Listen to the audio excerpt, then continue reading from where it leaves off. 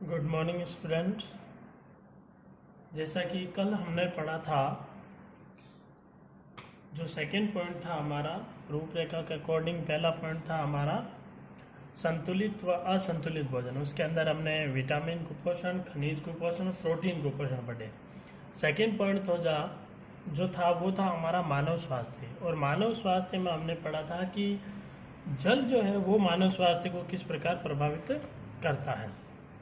तो पीने योग्य जल कैसा होना चाहिए और दूषित जल के क्या दुष्प्रभाव होते हैं, उनके बारे में हमने अध्ययन किया। ये था मानव स्वास्थ्य वाले पॉइंट का फर्स्ट पॉइंट। सेकंड पॉइंट आता है मोटापा, यानी कुछ ऐसे प्रकार के भोजन जिनकी वजह से शरीर में एक ऐसा रोग उत्पन्न हो जाता है जो कि शरीर को अत्यधिक ज़्यादा चर्बी उसके अंदर इकट्ठी हो जाती है। तो ऐसे रोग को मोटापा कहा जाता है।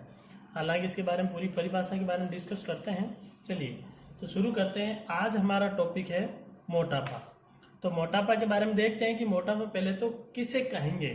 तो मोटापा बिल्कुल आसान परिभाषा है, जब अत्यधिक शारीरिक वसा, यानी कुछ ऐसा भोजन करते हैं जिसमें वसा की मात्रा ज़्यादा होती है।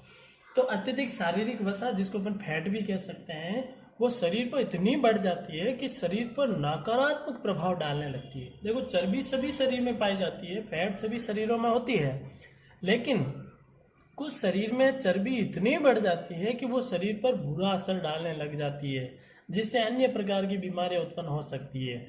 तो ऐसे रोग को ही मोटापा कहा जाता है, अदरवाइज मोटापा नहीं कहा जाता। हालांकि इसका पैमाना भी बताऊंगा मैं आपको। तो इसकी क्या परिभाषा है, बिल्कुल आसान। जब अत्यधिक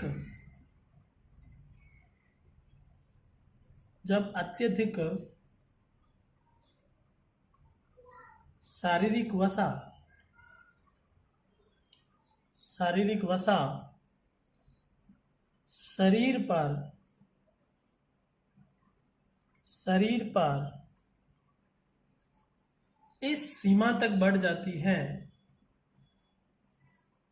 इस सीमा तक बढ़ जाती है, कि यह शरीर पर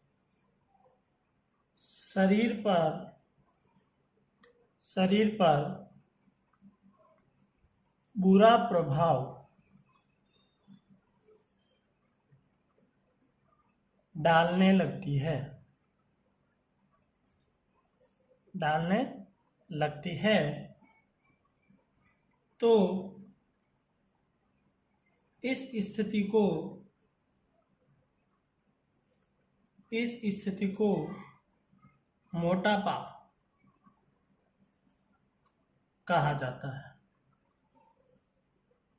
तो इस स्थिति को मोटापा कहा जाता है। तो मोटापा किसे कहेंगे कि जब अत्यधिक शारीरिक वसा शरीर पर इस सीमा तक बढ़ जाती है कि यह शरीर पर बुरा प्रभाव डालने लगती है, तो इस स्थिति को मोटापा कहेंगे। यदि हमारे शरीर पर किसी भी पदार्थ का कोई दुष्प्रभाव नहीं पड़ता है, वो हमारे शरीर में किसी भी प्रकार का विकलन उत्पन्न नहीं करती है, तो वो मोटापा नहीं होगा। लेकिन चर्बी इस सीमा तक बढ़ जाती है तो भी मोटापा इसे कहेंगे। चलिए आगे पढ़ते हैं कि हम मोटापा को किस पैमाने पर मापा जाता है। तो मोटापे को जिस पैमाने पर मापा जाता है वो पैमाना है शरीर भार सूचकांक।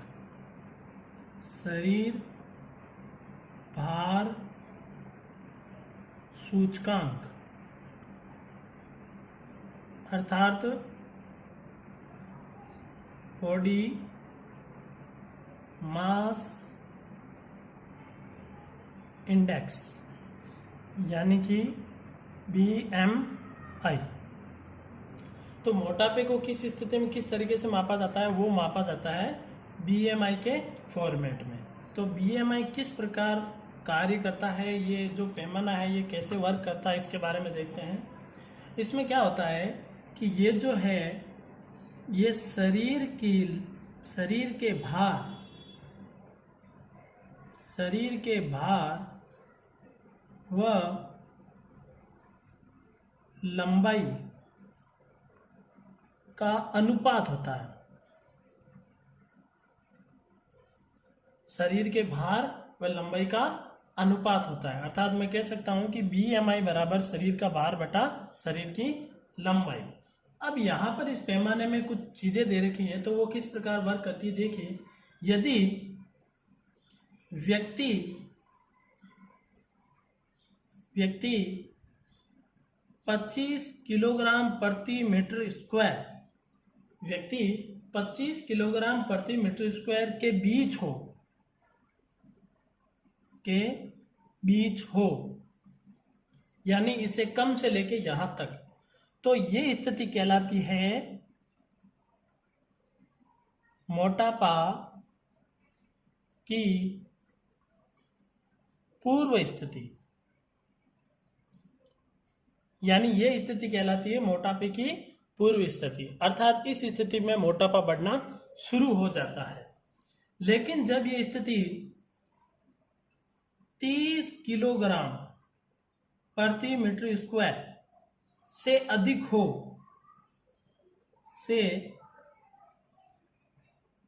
हो तो वह मोटापा होता है। मोटापा होता है। अर्थात अब यदि व्यक्ति का जो भार रेशियो BMI है, वो BMI 30 किलोग्राम प्रति मीटर स्क्वायर से अधिक हो गया, तब वो व्यक्ति मोटापे की श्रेणी में आ जाएगा। तो यहाँ पे आपको क्या ध्यान रखना, बिल्कुल आसान है, बहुत इजी है ये। शरीर भार सूचकांक बॉडी मास इंडेक्स BMI होता है, पूरा नाम भी याद रखिएगा। शरीर का भार और लंबाई का अनुपात होता है। व्यक्ति यदि 25 किलोग्राम प्रति मीटर स्क्वायर के बीच हो तो मोटापे की पूर्व स्थिति, और यदि 30 किलोग्राम प्रति मीटर स्क्वायर से अधिक हो तो वह मोटापा उस व्यक्ति को हो जाता है। अगला पॉइंट लेते हैं कि क्या कारण है, मोटापा क्यों होता है। तो ये मोटापा की जो स्थिति है वो उसके क्या कारण है, ऐसा मोटापा क्यों होता है। तो अगला हम पॉइंट लेते हैं, मोटापा के कारण, यानी मोटापा क्यों होता है, इसके पीछे क्या कारण है। पहला कारण लेते हैं, जैसा कि हम सब जानते हैं, टीवियों में कई जगह, अपन पिक्चरों में या फिर छोटी मोटी आप छोटी क्लासों की बुक्स में कई जगह ऐसा बताया हुआ रहता है कि एक बच्चा जो है वो बर्गर वगैरह या पिज्जा वगैरह बहुत जोरों से खाया जा रहा है। इसका मतलब वो बताया जा रहा है उसका शरीर भी फैला हुआ होता है, यानी वही मोटापे की स्थिति है। यानी वो जो ये भोजन कर रहा है वो भोजन कैसा है, वो भोजन जंक फूड है, या फिर इसको कृत्रिम भोजन भी कह सकते हैं। इसमें ज़्यादा से ज़्यादा फैट की मात्रा ज़्यादा होती है, क्योंकि तेल में तली हुई चीज़ें होती हैं ये, तो फैट के कारण ये वसा जो है शरीर पर जम जाती है। और भी हम कह सकते हैं कि भाई अधिक चर्बी युक्त भोजन करना, यानी पहला हम कह सकते हैं अधिक चर्बी युक्त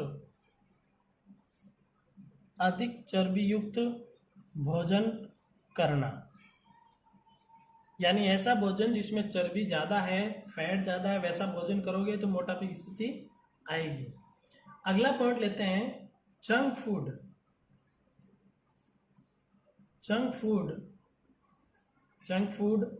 व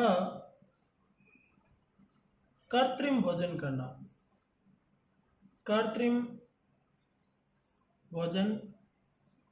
करना, यानी कि ऐसा भोजन जिसके अंदर रासायनिक पदार्थ ज़्यादा से ज़्यादा मिलाए जाते हैं, प्राकृतिक पदार्थ कम मिलाए जाते हैं। इसके अलावा और हम कह सकते हैं, किसी व्यक्तियों की भोजन तो बिल्कुल सही करते हैं, भोजन भी बिल्कुल सही रहता है, सब बढ़िया रहता है, लेकिन उनके जो जीवन दिनचर्या जो है वो सही नहीं होती, यानी जीवन यापन सही नहीं होता है।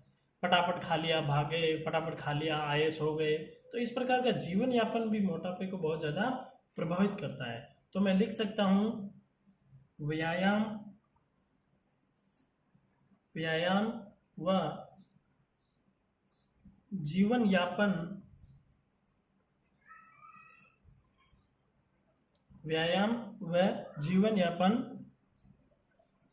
सही नहीं होना, यानी व्यायाम तो करेंगे नहीं, करेंगे तो ढंग से नहीं करेंगे, ये भी इसका कारण हो सकता है। और जीवन यापन सही नहीं है, यानी वो अभी जो मैंने बताया, खाया भागे, खाया आए सो गए, उसका कोई मतलब नहीं है, ऐसे तो शरीर पूरा खराब हो जाता है। इसके अलावा और मैं लिख सकता हूँ, एक पॉइंट और ले लेते हैं, ज़्यादा पॉइंट नहीं लेंगे, बिल्कुल शॉर्ट एंड बढ़िया काम करना है। हालांकि इसमें साथ साथ अपन सीख भी रहे हैं, मैं सिर्फ यही नहीं बता रहा हूँ आपको कि बोर्ड एग्जाम में कैसे हैंडल करना, क्या करना, वो तो मैं आपको बताऊंगा ही, वो सारा पढ़ोगे आप तो आपको कोई दिक्कत आनी ही नहीं है, ये मेरा वादा है आपसे। लेकिन साथ में अगर हम पढ़ ही रहे हैं तो ये चीज़ें हमें पता भी होनी चाहिए। सिर्फ ऐसा नहीं है कि 2 चीज़ें बताई सर ने और वही रट ली काफ़ी है, नहीं, ऐसे काम नहीं चलेगा। हमें चीज़ों को सीखते हुए समझते हुए काम करना है, ताकि प्रश्न कितना भी घुमा फिरा कुछ आप जवाब दे सको। अगला ये है कि ऊर्जा के सेवन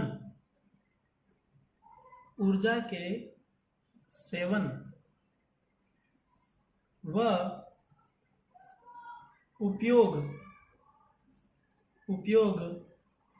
के मध्य असंतुलन। देखिए इस पॉइंट का मतलब क्या हुआ,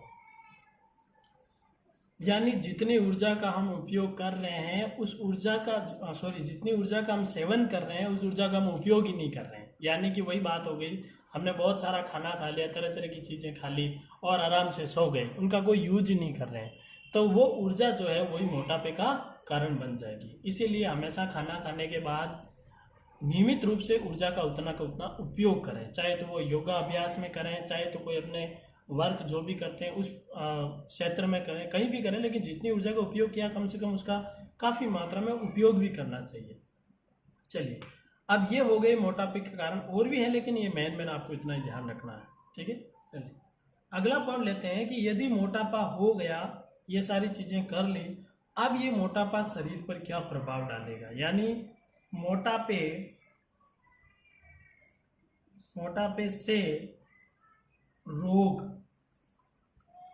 यानी मोटापा जो है अन्य कई प्रकार के रोगों को निमंत्रण भी देता है। तो ऐसे कौन कौन से रोग है जिनको ये इनवाइट करता है, तो देखिए मोटापा होने का मतलब सिर्फ शरीर मोटा नहीं होता है, इसके अलावा अनेक सारी प्रॉब्लम्स और ज़्यादा उत्पन्न हो जाती है। तो पहला तो है हृदय रोग, यानी हार्ट की प्रॉब्लम मोटापे वाले को ज़्यादा होती है। ये हम सभी जानते हैं, जितना ज़्यादा व्यक्ति अपने शरीर पर भार लेके चलेगा उसको हार्ट अटैक का खतरा उतना ही ज़्यादा रहेगा। इसके अलावा उनको डायबिटीज़ तो मिलेगी ही मिलेगी। मधुमेह, यानी मोटापे वाले को एक तो हृदय रोग, मधुमेह, और इतना मोटा हो जाता है व्यक्ति कि रात को सो भी नहीं पाता ढंग से, यानी कि निद्राकालीन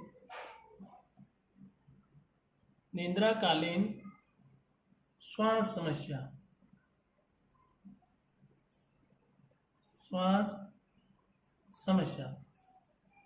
जब सो जाएगा व्यक्ति तो उसको नींद भी ढंग से नहीं आएगी, क्योंकि पूरा शरीर घुट रहा होगा, अंदर से पूरा शरीर एक तरीके से बाहर से अंदर की ओर कंप्रेस्ड हो रहा होता है, तो एक तरीके से उसका मन भी नहीं लगेगा किसी भी कार्य में, तो निद्राकालीन श्वास समस्या हो जाएगी। इसके अलावा मोटापे से कैंसर होने की संभावना भी रहती है। तो ये है कुछ मोटापे से होने वाले रोग। क्या क्या रोग हैं? एक हृदय रोग, मधुमेह, निद्राकालीन श्वास समस्या और कैंसर आदि रोग होने की संभावना बढ़ जाती है। चलिए अगला पॉइंट, हमारा जो थर्ड पॉइंट है वो है यहाँ पे, इसका आप स्क्रीनशॉट ले लीजिए एक बार, ताकि आप आराम से इसको वापस याद भी करें और अपनी नोटबुक में अच्छे से नोट्स भी बनाएं, ठीक है। चलिए अगला लेते हैं पॉइंट, हाँ रूपरेखा के अकॉर्डिंग ही देखते जाना आप। थर्ड पॉइंट जो है हमारा वो है रक्तचाप।